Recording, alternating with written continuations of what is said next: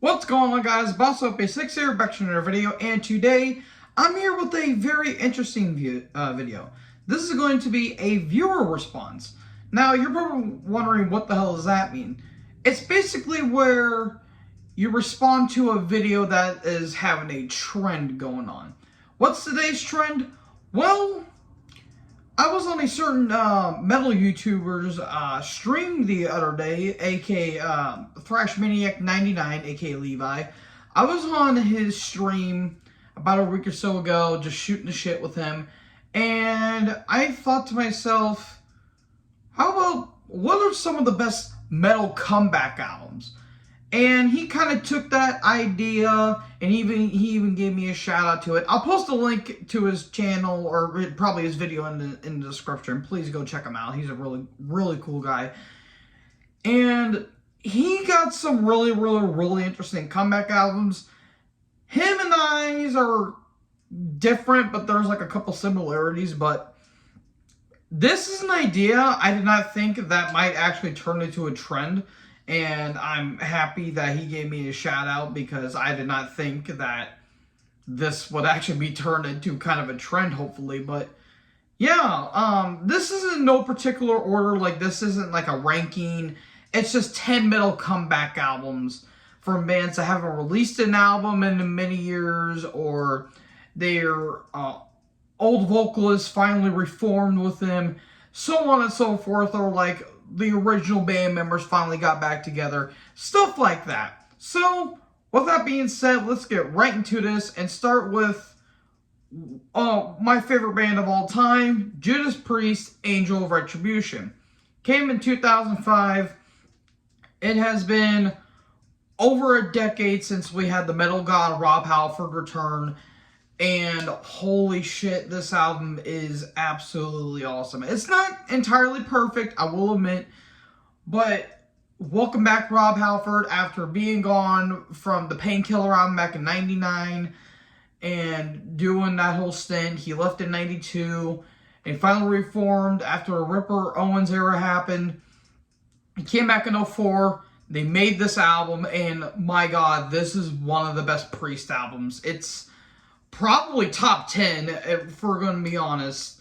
And from the opening Judas Rising, the opening screams out Halford does, is top-notch. Top-notch. It's also produced by Roy Z, who was with Halford and a myriad of other things, even Bruce Dickinson's solo albums.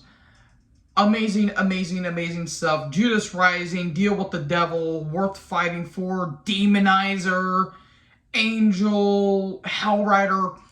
All these songs are absolutely awesome. The one gripe I do have, though, is the 13-minute Loch Ness. Why? God, that song's bad. I love Priest, but they make some shitty songs. Your favorite band even has some duds here and there, but I love this album. It's one of my favorite comeback albums. I don't know if it's my favorite comeback album, but it's from the Metal Gods. They're finally back. Yeah, they made Nostradamus after this, but they made probably even a better comeback with Redeemer Souls and eventually Firepower. And they're in the Rock and Roll Hall of Fame, as they have always should have been, and they're going to be retiring. So, what a legacy this band has. So yeah, Angel of Retribution by Judas Priest. Another album that came out in 2005, the self-titled Candlemass album from Candlemass. I already talked about this album. I think this is one of the best Candlemass albums. It's my favorite with Messiah McCullen. After being gone for 6 years, from the 13th Sun album back in 99, they came back, they brought the heavy, and they certainly brought the doom. And my god, this is one of the heaviest Candlemass albums. Like Black Dwarf, Assassin of the Light, Cornucopias, the Man Who Fell from the Sky, Witches, The Day and the Night, Born in a Tank. This album is just bitchin', as the kids would say. I love this album. My favorite, Messiah McCullen. It's not my favorite. I still give that honor to King of the Grey Islands, but what an album. What a hell of an album. Absolutely adore this album, and yeah, I will continue to adore this album. Next up, we have Testament with the Formation of Damnation. Now, some people might say that the Gathering back in '99 was kind of like a return to form, because if you think about it, they really hadn't made a thrash album since Souls of Black back in '90. Then they did The Ritual when they went more commercial. Then they did Low, which was kind of their groove metal album, and then they kind of went death metal with Demonic in '97. Gathering kind of incorporated those elements, but they brought the thrash back. But I consider Formation of Damnation be the full return to form for Testament, because you have Alex Skolnick back. Skolnick has not been in the band since '92 after The Ritual. And when he came back and Greg Christensen came back, you have everyone. Of course, you have Chuck Billy, Eric Peterson, Greg Christian, and Paul Bostaph, his only album on drums, and of course the return of Skolnick. Holy shit, the birth of Modern Testament, which I know gets some complaints, says it sounds similar, which I can understand, but this run of albums, like this album, Dark Roots of Earth, Brotherhood of the Snake, and Titans of Creation, which is my personal favorite, this album is just absolutely awesome. From the opening instrumental, From the Glory of into More Than Meets the Eye, is absolutely awesome. The title track, Dangers of the Faithless, The Persecuted Won't Forget, Killing Season, Henchman Ride, The Evil Has Landed. So many great songs. I love this album. It's absolutely amazing. Another album that came out in 2005, Obituary with Frozen in Time. Again, I talked about this album. I think this is the last album produced by Scott Burns. And holy shit, after being gone for about 8 years after Back from the Dead in '97, they came back with a hell of an album. And everyone's just firing all cylinders. It's got that old school energy that Obituary had, where it's just very groovy death metal. And you got John Tardy's over the topness, which I really, really, really love. Everyone loves it. You got the opening instrumental Redneck Stomp, which is one of the band's best songs. That's a live staple to this day. On the Floor, Insane, Back Inside, Blindsided, Stand Alone, Denied, Lockjaw. All of these songs are absolutely awesome. Again, it's not my favorite. That still goes The Cause of Death, but this is a phenomenal comeback album. Welcome back, and they're still going to this day. When is the next album? Soon, by the way. It's been 5 years, but all in all, really, really, really, really great album. Absolutely love it. Next up, we have one of the big four. We have Metallica, Death Magnetic. After basically not making a thrash album, let's be fair, they have not made a thrash album since Injustice for All in 1988. It's been 20 years since they made a thrash album, because they did the Black Album, which people say they sold out, which I still call bullshit on. They wanted to make that album, and that's what they did, and they went through all the divorce and shit and spent over $1 million on that album. And then they did the Load and Reload albums, which they went more alternative, which I'm not really a big fan of. Then Saint Anger happened, which they kind of tried to go back to their old roots with kind of thrash, but they kind of went garage rock, and it did not work. Again, I respect them for what they did because of the time frame that one happened. But when they got back and decided to record this album with new bassist Robert Trujillo, and Kirk Hammett was finally back in the band, this is a return to form for them. The only complaints I have is the production, and it's a bit too long. This thing is 1 hour and 14 minutes. Kind of overbloated, because the shortest song is only 5 minutes, and yeah, that can kind of be a complaint, but I think the songs themselves are awesome. Like The End of the Line, The Day That Never Comes, Cyanide, The Judas Kiss, My Apocalypse, Unforgiven 3 is a really good track. The End of the Line. These are really great songs. The production kind of waters it down. I feel like Lars's drumming kind of sounds a little like standard and generic. But let's be fair, Lars isn't really a technical drummer. He kind of stays in his comfort zone. And the near 10-minute instrumental. Why? I never get that. But yeah, overall, this is a really good album. It's just the production just kind of sucks. That's about it. But overall, I really love this album. I think it's a really good Metallica album.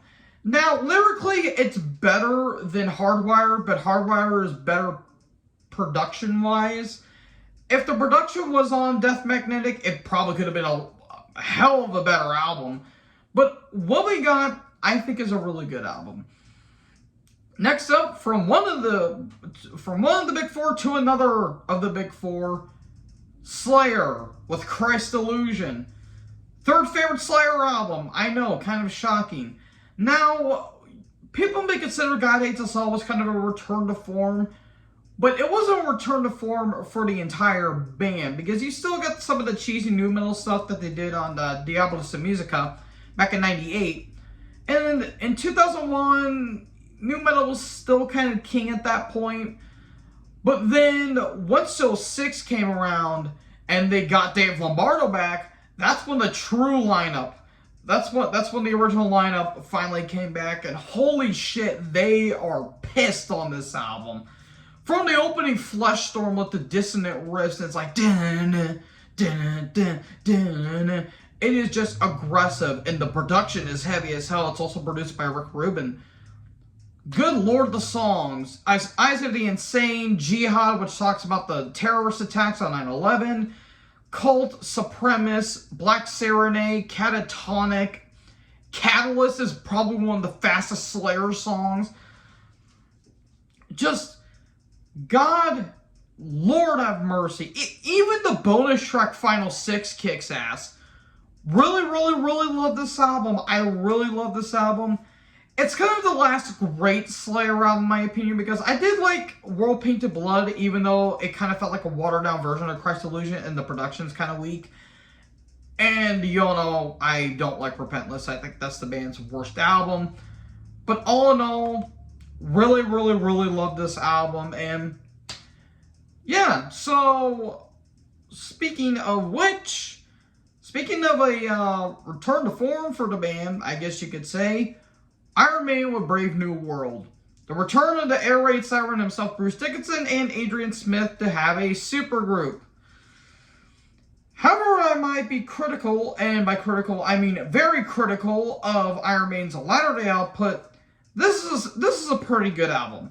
I wouldn't say it's great, because there's a couple tracks I'm not a big fan of. I'll probably talk about this maybe more in depth when I do a future retrospect, and oh boy, I can't wait to get the hate for that. This is a good album. The only things I have an issue with is it's a bit long. It's over an hour long. And the production sounds kind of thin. But overall, the songs are awesome. The Wicker Man, Dream and Mirrors, Fallen Angel, The Thin Line Between Love and Hate, Mercenary, the title track, Ghosted and Navigator. These are really good songs after Bruce not being in the band because he left in 92 after the Fear of the Dark album, and then the Blaze Bayley era happened. This is a really good album. Really strong album. But I wouldn't say it's great because, again, there's a couple tracks and it does go on for a little bit. And it's the birth of Modern Maiden, and we all know how I feel about that. But positivity. Really good stuff here. Next up, we have Heaven and Hell by Black Sabbath. You're probably thinking to yourself, this is a comeback album? How you called this a comeback album?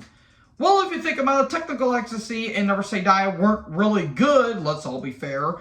And this is where Ozzy left because drug and alcohol and all that other shit was catching up to the band. Nobody was really getting along with each other. And then they got Ronnie James Dio, and this album is absolutely magical. And Ronnie really injected fresh blood into the band. Like, opening Neon Nights, Lady Evil, the title track, Children of the Sea is one of the band's best songs. It's very emotional. It really takes you on a roller coaster. Wishing Well, Lonely is the Word, Walk Away, Die Young. This may be my favorite Sabbath album, but I'm not going to commit it in case I will do a retrospective on this band because, well, they created heavy metal. This album is absolutely awesome.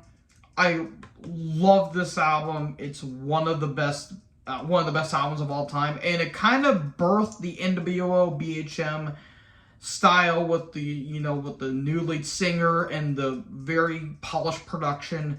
And this is the first album that Martin Birch would do under the Sabbath catalog. I think it's the only Sabbath album I think he produced, because after this he did stuff with Rainbow, and he'll eventually do the Iron Maiden albums up until Fear of the Dark, and I think he would pass away in '92. But overall, Heaven and Hell is one of the best albums of all time. No matter how badly Sharon Osbourne wants you to think it's not Sabbath catalog, it is. So, from one of the best comeback albums to probably one of the best thrash comebacks of all time, Exodus's Temple of the Damned.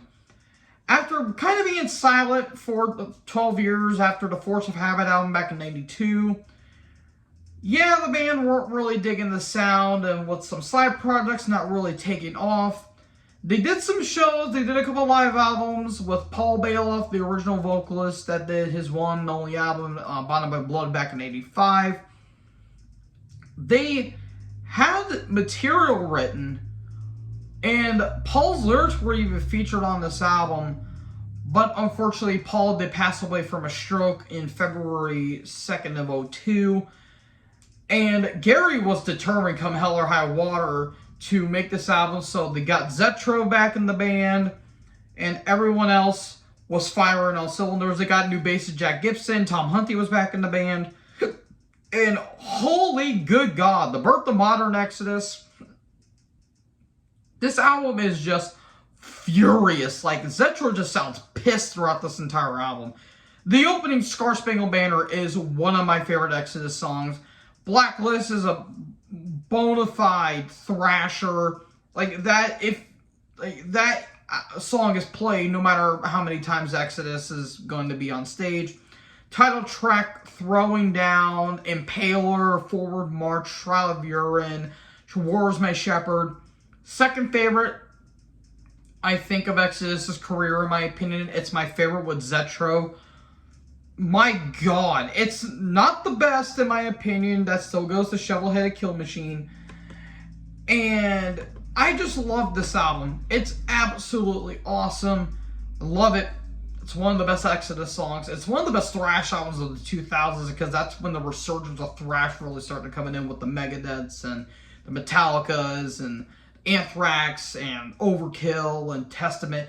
All those bands were starting to produce better material than they did in the 90s and even in the 80s. So overall, love it. Love Temple of the Damned. Then for the last one is one band I am willing to bet I'm going to do a retrospective for Metal Month, accepts Blood of the Nations. I'm not going to go too much into detail because I really want to talk about this album. After being silent for about 14 years, because their last album up until this point, Predator, back in '96, was the last album to feature Udo Dirkschneider on vocals. That was a very rough period for the band at that point, because Udo was still doing his solo project, and the band weren't really congealing, and there was a lot of history with the band and all their hatred and all that stuff. But they eventually came back, and Udo was expected to be on vocals, but he wanted the copyright name for it. But after they said, nah, fuck off, he did a solo project, and enter Mark Tornillo, who's kind of got Udo's kind of dynamics, but he's also got like Brian Johnson snarls in there. And he fit the band like a glove. Like, yeah, they did like a little MySpace thing with Mark doing Flash Rockin' Man, but that didn't work out because he was sick at the time, but everyone thought that was awful. And this album came out and kicked everyone right in the nads. This album, The Birth of Modern Accept, with Andy Sneap on production, is absolutely awesome. Like, Beat the Bastards is one of the best Accept songs. The title track, The Abyss, Teutonic Terror, Shades of Death. Like, it, you have the classic, like, accept tropes, but it also brings social themes into this album, like New World Coming and Pandemic. But, my God. Again, I'm probably going to talk about it more in depth in the future retrospective. I recommend this album. It's one of the best in the band's career. And the modern output that they did, like this album, Stalingrad in 2012, Blind Rage in 2014, is a bitchin' album. Rise of Chaos 2017, even their latest album last year, Too Mean to Die, is a hell of an album. And yeah, just absolutely awesome stuff. Really recommend this album. And there you go. That's it, folks. There was a lot of comeback albums that I could have mentioned, like Carcass's Surgical Steel, Anthrax's Worship Music, which they got back with Joey Belladonna. Hell, this is gonna be an odd one, but even Napalm Death's Enemy of the Music Business. That's when they went back to their grindcore stuff, when they were kind of like fizzling in some groove metal in the 90s. Yeah, Harmony, Corruption, and Utopia Banished, they were still bitchin' albums, but like the mid to late 90s, they weren't really doing that well. I could have, like, again, there were so many bands I could have done. Hell, even stuff from the 70s I could have done, but I went with these 10 because these 10 just impacted me on a lot of different levels. And yeah. So anyways, that's it, folks. What are some of your favorite comeback albums? Again, I will post a link of Thrash Maniac 99's YouTube channel and probably the video that he did the comeback albums on the description, because I at least want to give some credit to it, because I just don't want to say, oh, I started this entire thing and I'm not going to give everyone credit. Yeah, I'm the one that came up with the idea, but Levi is trying to help start a trend here, and I'm going to help him with it. So, let me know in the comment section below what you guys thought about this video. Make sure to like, comment, subscribe. Join the herd. I'll talk to you guys next video. Peace out.